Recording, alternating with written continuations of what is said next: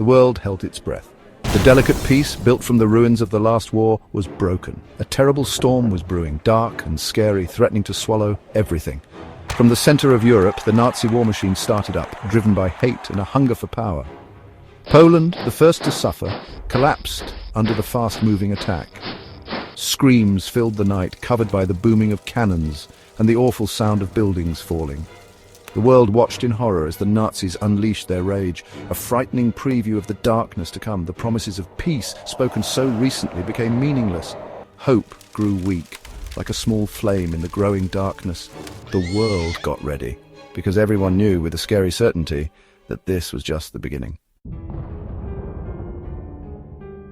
Across the flatlands of Europe, the Nazi war machine surged forward, like a metal hurricane leaving a path of destruction.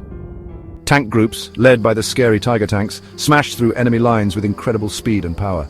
The Air Force, a dark cloud of death, dropped bombs from above, turning cities to rubble and filling the skies with black smoke from burning planes. From the beaches of Normandy to the freezing lands of Russia, the battle raged. The booming of cannons became a constant sound, broken by the short bursts of machine gun fire and the painful cries of the wounded. The air, thick with the smell of gunpowder and death, carried the metallic scent of blood and the bitter smell of burning flesh. But even as the Nazi war machine seemed impossible to stop, the beginnings of resistance were growing. From the destruction of defeat, a spirit of fighting back emerged, powered by a strong belief in freedom and a refusal to give in to tyranny.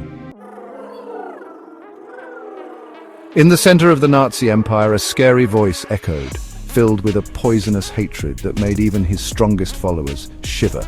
Adolf Hitler, the one who planned this global nightmare, held meetings in his mountain hideout, his eyes burning with a crazy devotion. In rooms filled with smoke, surrounded by maps covered with the symbols of his twisted goals, he made plans, moving armies like pieces in a deadly game. His generals, once proud and bold, were now scared of his unpredictable anger and the terrifying cruelty with which he fought his war.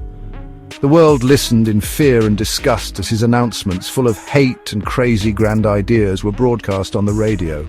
His words, filled with promises of a 1,000-year Nazi empire, hid a horrifying reality of mass murder and unimaginable suffering.